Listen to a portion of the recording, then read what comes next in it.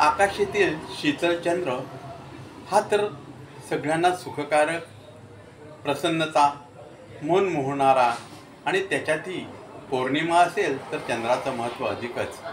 अशा ह्या चंद्रप्रकाशामध्ये आई आपल्या मुलाला चंद्राविषयीची एक कविता बोलून दाखवते.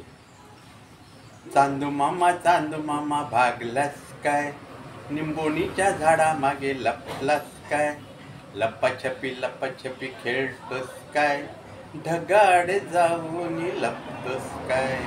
चांदू मामा येऊन जा, तूप रोटी खाऊन जा, तुपात पडली माशी, चांदू मामा राहिला उपाशी.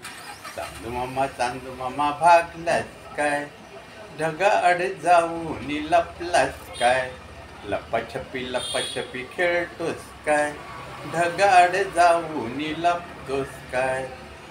निंबोणीचे झाड करवंदी, मामाचा वाडा चिरबंदी, मामाच्या वाड्याला येऊन जा, तूप रोटी खाऊन जा. चांदू मामा भागलास काय, निंबोणीच्या झाडामागे लपलास काय. धन्यवाद.